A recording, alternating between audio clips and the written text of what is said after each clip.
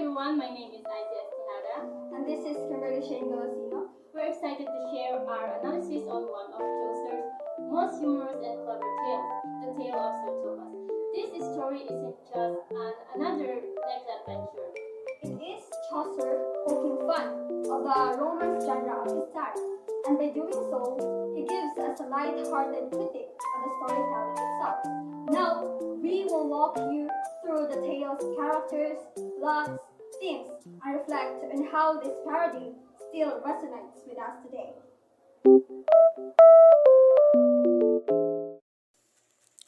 So, the tale of Sir Thopas is part of Geoffrey Chaucer's famous The Canterbury Tales, where a group of pilgrims take turns telling stories to pass the time while they're on their way to Canterbury.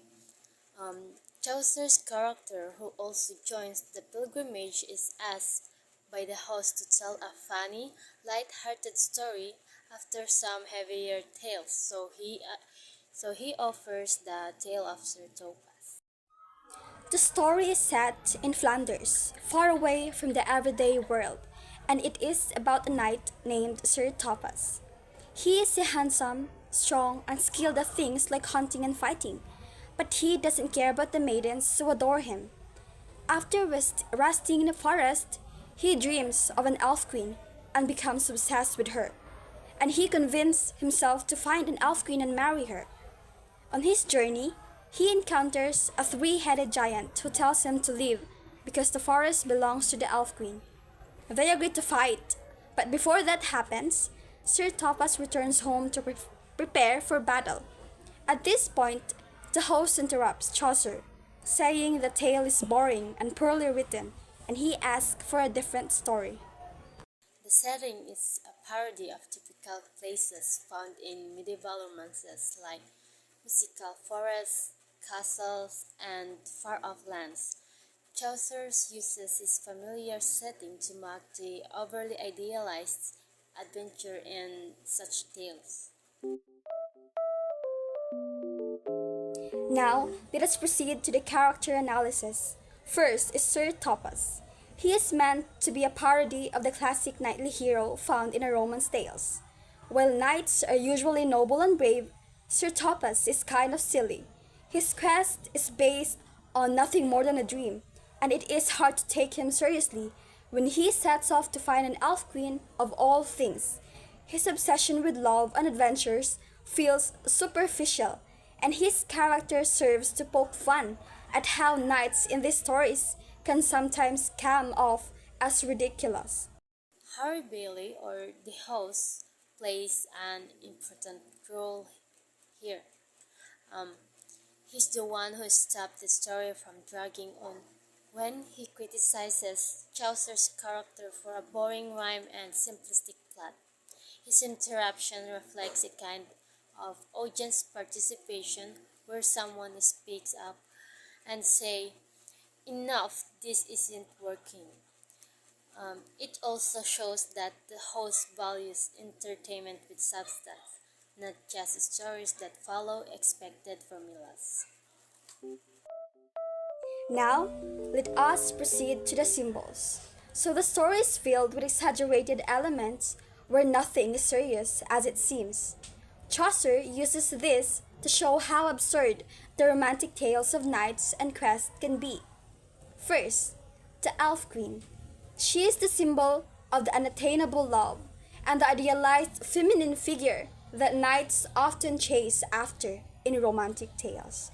The fact that Sir Thopas is chasing a queen he saw only in a dream shows how far removed he is from reality. This quest for the Elf Queen highlights the absurdity of chasing after illusions, a common feature in the stories Chaucer is parodying. The three-headed giant. The giant is another exaggerated element symbolizing the over-the-top challenges knights face in typical romance stories. But here, instead of terrifying, the giant seems more like a cartoonish figure, which reinforces the satire. Third Topaz, armor and weapons.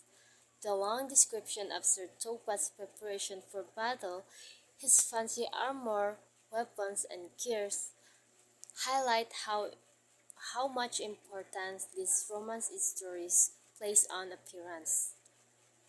In the end, it's all for nothing because the story doesn't get to the battle and the preparation become pointless, symbolizing the emptiness of such showy displays in romantic tales.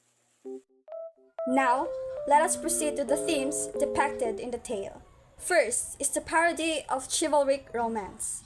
So this is the heart of the tale.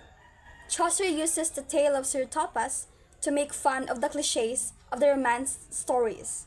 The brave knight, the impossible love, the exaggerated quest. Sir Thopas' adventure is shallow, and his quest feels more like an obligation to fulfill a romance trope than a genuine mission. Next is the theme of illusion versus the reality. Sir Thopas is chasing an illusion, the elf queen, whom he saw in a dream. His adventures feels empty because it is based on something that isn't real.